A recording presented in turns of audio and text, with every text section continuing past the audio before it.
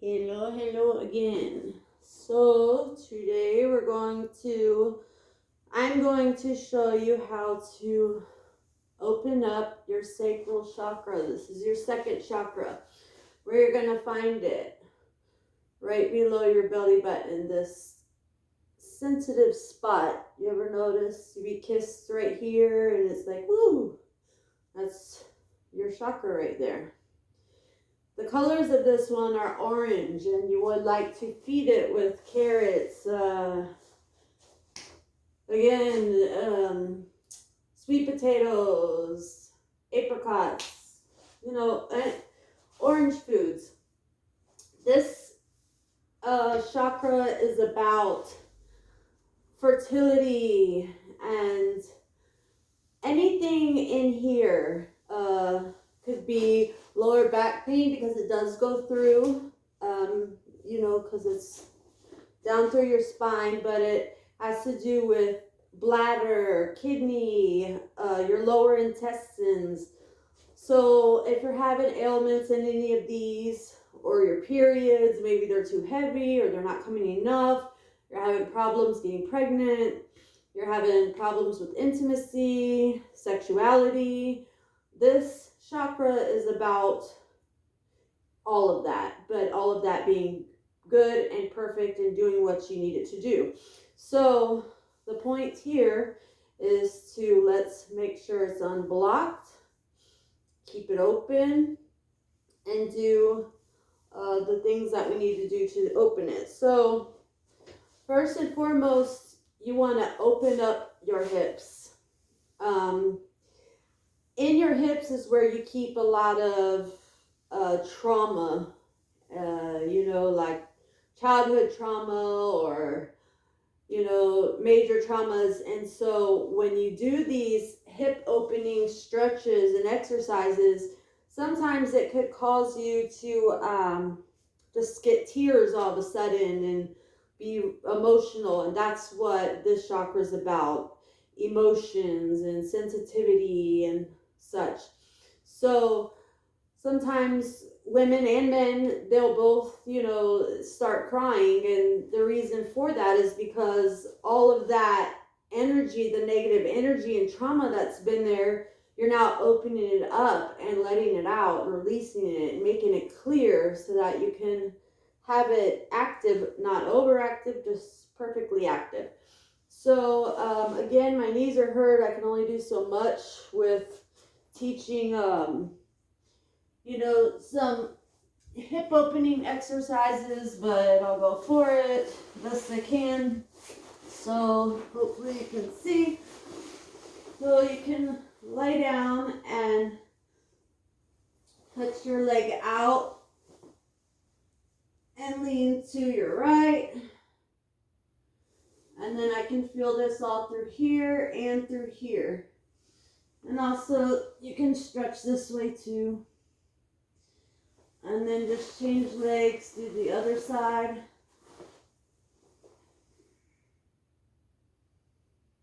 And hold it in the other way. And you can do those obviously for longer than I am, but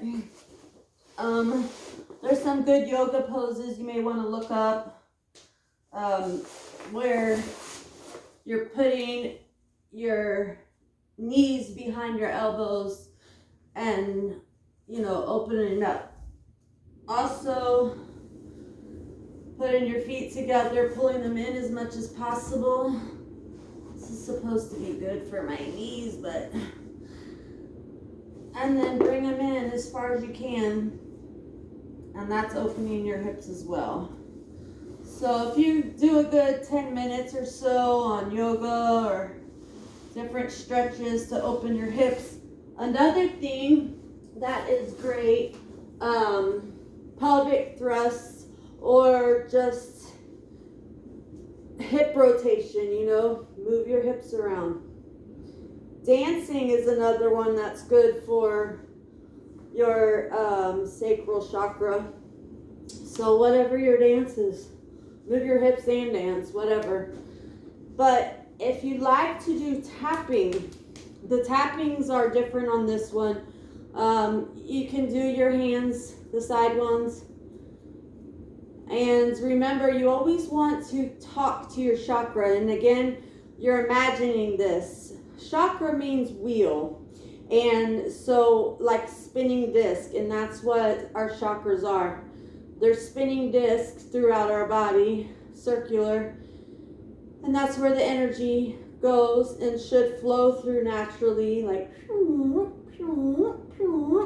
But if it's blocked, has nowhere to do that, so it gets stuck, causes problems. So let's say this one is blocked right now. This one has a lot to do with expressing yourself. So you may not know how to tell your lover that you're not happy with the way your intimacy is, or you need to get laid more, or whatever. This, when you open it, you'll be able to find those words for them and tell yourself that sexuality is okay. They even say, really, like, tell yourself, like, while you're tapping, I'm a slut.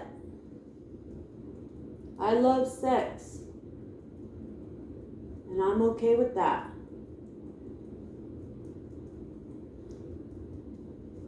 Sex makes me happy.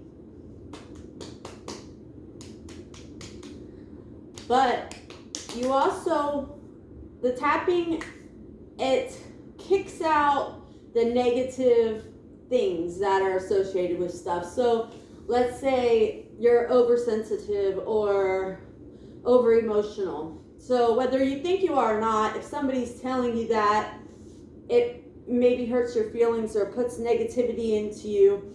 And the thing is, you cannot get past something until you accept the fact, recognize it. Like if you're an alcoholic, the first step is admitting it. Well, so when you're doing the tapping, you can say, I'm sensitive. I'm overly sensitive. I'm insanely sensitive. I'm overly emotional. I am okay with this. I accept this. This is a part of me.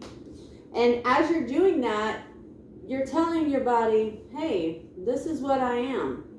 And I'm okay with it. And now that I've admitted it and I understand that that's what I am, then I can learn to change it, should I choose. If it's a problem for me, never should you change for somebody else, only change for yourself.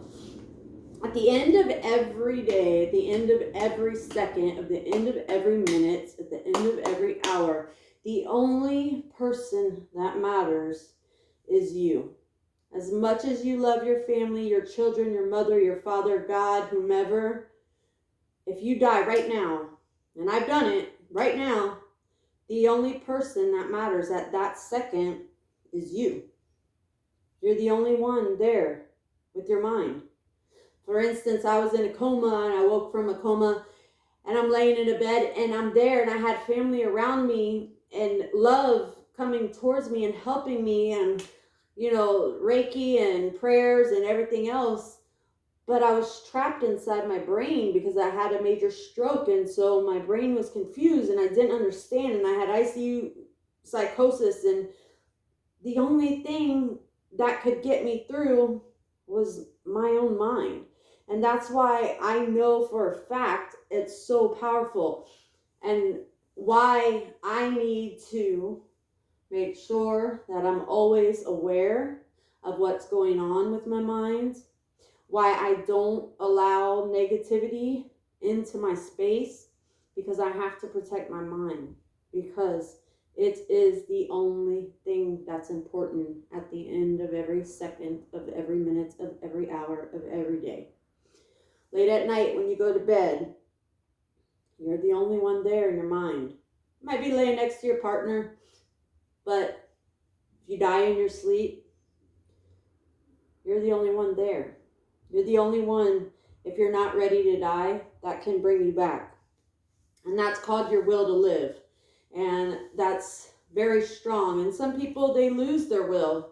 They don't want to fight anymore. You know, luckily for me, when I had a major death, I was young enough and I had children young enough that I could feel. And when I was dead and floating and what you see when you die, I could feel that I had to come back to my body, and my strength and my will brought me back because that's where I needed to be.